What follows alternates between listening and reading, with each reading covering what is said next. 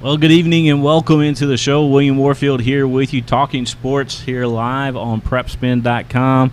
Darren Douglas in the house with me once again. Darren, how you doing, man? Doing pretty good, pretty good. A little warmer today than it has been the last couple of days here in the Lexington area, but ready to go. We're about a week and a half away from football season. Soccer and volleyball will get earlier in the week.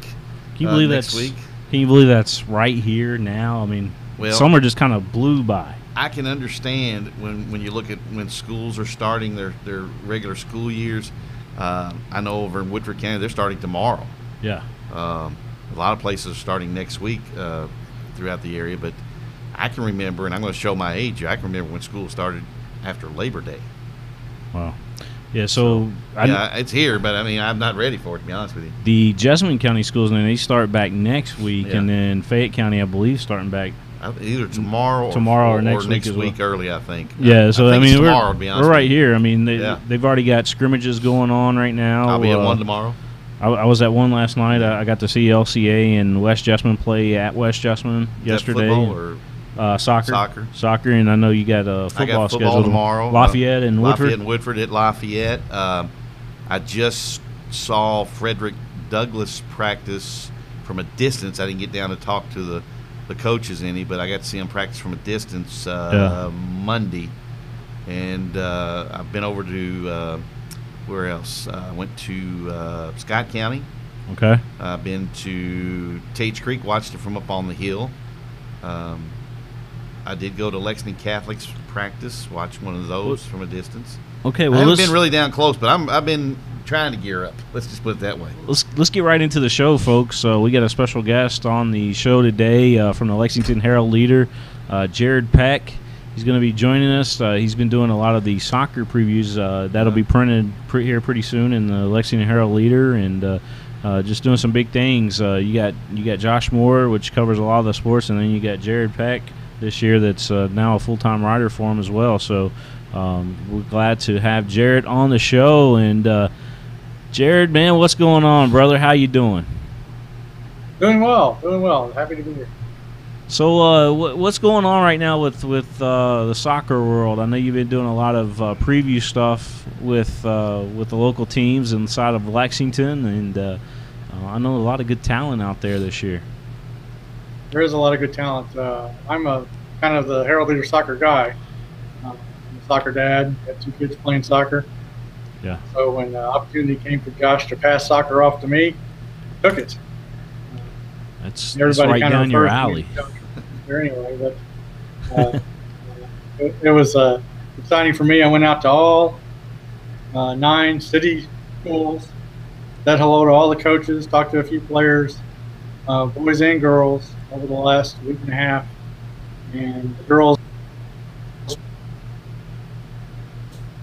Thursday online and Friday in the paper.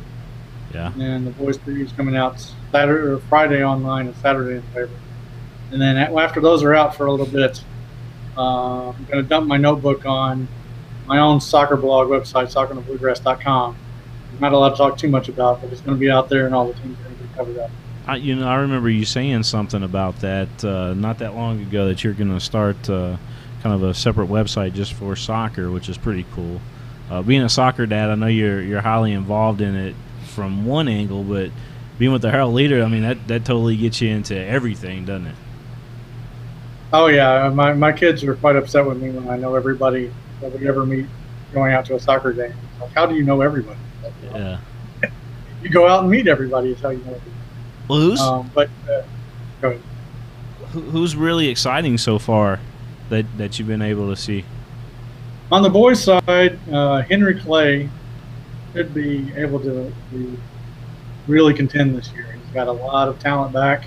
Yeah. Got Jason Baylor as coach there. Spoke with him last week. He got Ethan McIlroy back. Henry McFarland, Colby Rose. You got a transfer from Madison Central, senior, on the Fez Budieri. He's pretty excited about being in the center midfield, direct the traffic for his team. He thinks that he's got a team that, as he said, makes some Henry Clay history. So we'll see if that's true. going up against Dunbar.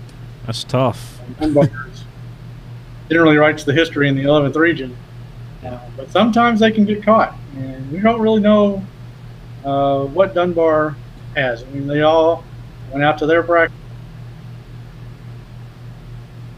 It's breaking up a little bit there on the feed. There you go. Just look fit and athletic, and like soccer players, and it's kind of imposing to be out there. And like you see other soccer teams, and then you see Dunbar. It's like, wow, there you go.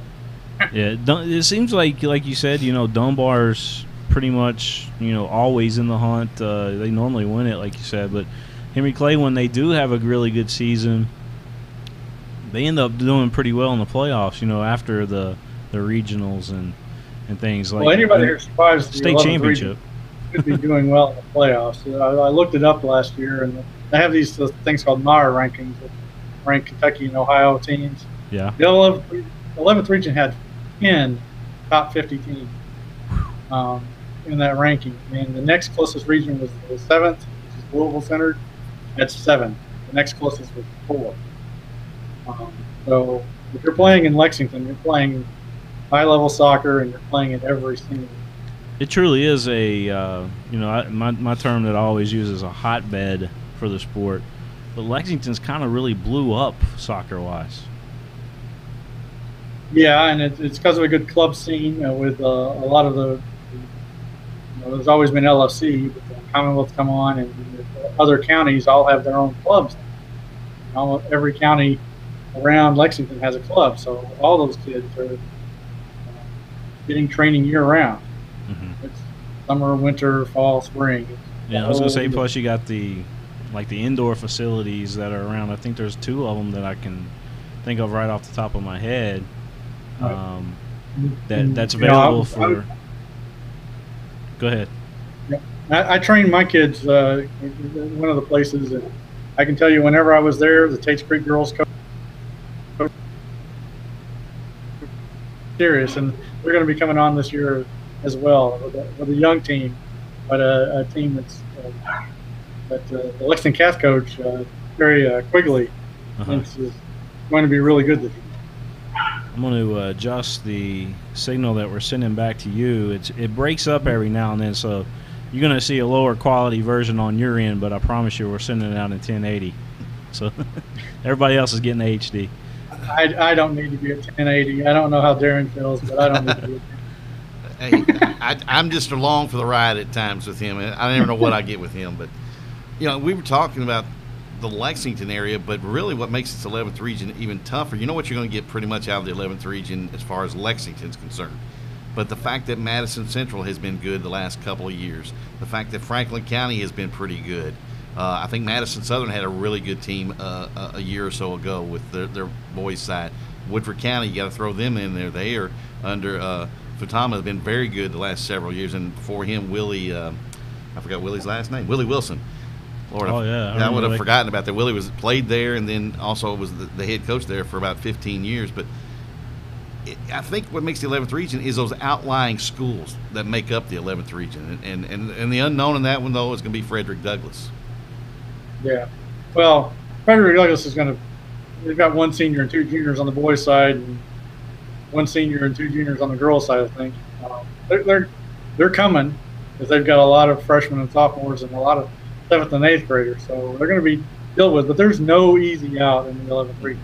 And my focus on the city, on the preview was the city team, but it's just because you can't cover them all. You just can't get to them all. But you're right, Madison Central, Madison Southern, Woodford County, and it's all kind of a product of these kids playing year round and playing club, and then having a lot of other kids that just are really willing and go out there. You really only need 3 or 4 excellent players, like highly skilled players. You got 3 or 4 highly skilled players. You got a bunch of athletes. You can play soccer, high school soccer, anywhere, and especially in Kentucky here. And before we get in trouble, I better say Scott County had a really good boys team a couple of years ago too. Before we get anybody to send us an email or anything from over there in Georgetown. I'm going to get the emails when my preview comes out. It doesn't have any any Rim County teams, I'm going to be getting emails like No, like you said, you can't cover them all. When you got 17, well, now 18 teams that make up the region, that's going to be kind of tough to cover everybody. I've been a nervous wreck for a week and a half. It's when you try to go out there, I try to go out there and greet everybody and let them know that we care about them. And it's not that I don't care about Scott County. It's not that I don't care about County. I got a girl playing Scott County varsity that I coached when she was 8 years old, and I wanted to go out there. It's just not possible. You got to prioritize. Yeah. Let's switch gears and talk about the girls' soccer scene here in Lexington. And by the way, we got coming up on the show here in just a little bit. Actually, I see her. She's standing by there. Tammy Haley from Assumption. Tammy, we see your video feed looks great, and we'll have you on here in just a minute. But man, that's exciting. Assumption joining us here tonight via webcam, and they'll be playing in that Lexington Catholic. Yeah, last week we had Simon Kenton, so I mean, yeah.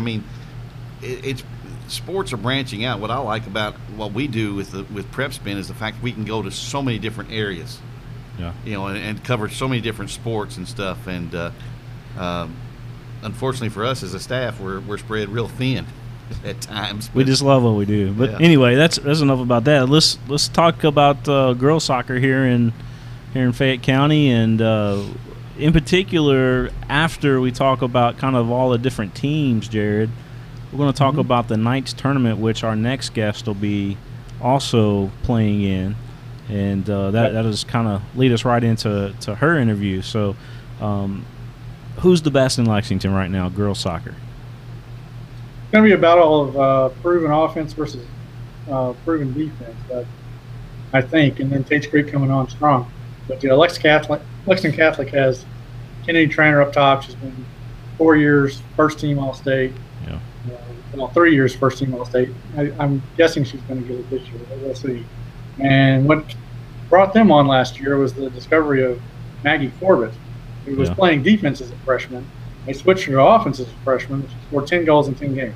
Then all of a sudden there was somebody for Trainer to play offense. And then they got Abby Van Hoovey, who's playing kind of an attacking center midfield role, or sometimes in the wing, sometimes she switches in the middle. And it's really going to be interesting to see whether they can get forward enough. I watched them play a scrimmage against Davis County. Davis County kind of ran the show for quite a while. They had a hard time getting possession and counterattacking. Lexcath did, but when they found Trainer a couple of times, 2 goals went in. She scored 1, and she fed Abby Van Hoovey on the other. On the flip side of that, you've got Dunbar, who's got a really solid back line, and really just built to stop offense. They were coming on last year too. There for a while, Dunbar was. They had signs of being good. Trainer's a Kentucky recruit, but Dunbar's got a Kentucky recruit in goal. Morgan Burkott, and then they've got Molly Moore and Sophia Mitchell, who were all city selections last year, and it's going to be hard to break them down in the final third of the field. That's something to watch to see when they face off head to head, whether offense or defense wins, because Lexcath is replacing their entire line. Yeah, that's I had 4 seniors back there, and now they don't. So it's not 4 seniors.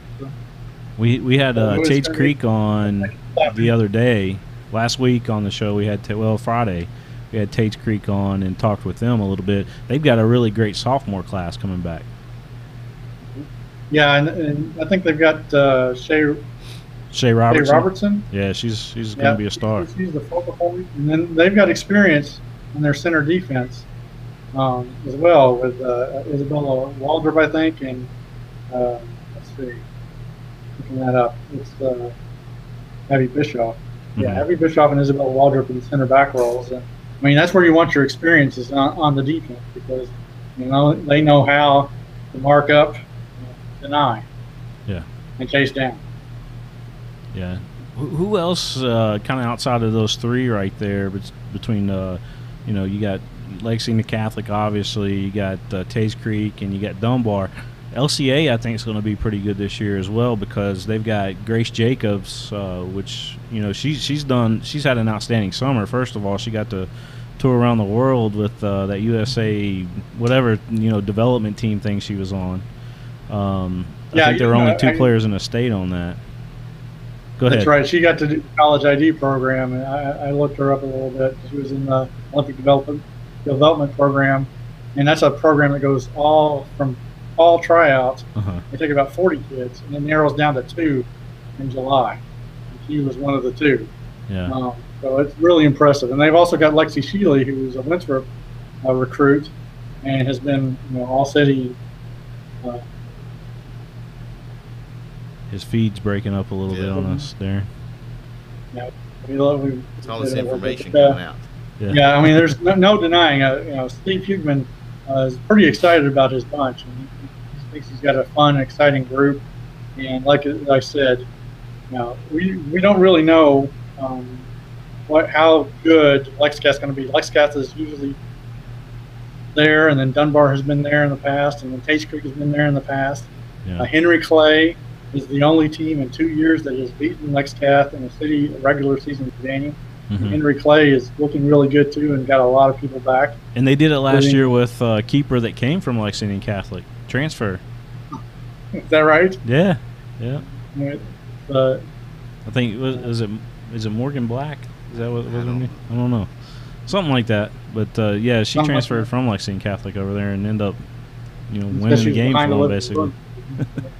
Probably. But yeah, I understand that. But you've also got Henry Clay's got Ashley Tindo, who's a pretty exciting striker, and Ruby Kate Gray is going to be distributing the ball around the park. She was a leading assist maker last year. So, I mean, it's loaded. I mean, you mentioned the Challenge Cup coming up. Tate's Creek is in that. I think they take on Sacred Heart in the opening round of that. Yep. Clemson, I think, is playing Notre Dame. Man, that's a huge tournament. It's an unbelievable tournament. I mean, that almost rivals. I mean, a lot of people actually think it's even better than the state tournament. Obviously, the prize isn't as big, but it is huge. The tournament championship there. If you go to Lexington Catholic and you win that tournament, I mean, that is big time because you got the top. I think 8 out of the 10 teams, 8 out of the top 10 teams are playing in it. Yeah. In the 50s, I guess, because the big schools are coming. And in the state tournament, you've got those schools, obviously, but then you've also got a lot of schools that are going to get Mercy Rule. Of course. Not everybody, but some people are going to get Mercy Rule. Of course, what Kevin Wright and West Jessamine did last year, that was pretty big time too. He went through all those top 10 teams to win the state championship. But there's no Kevin Wright.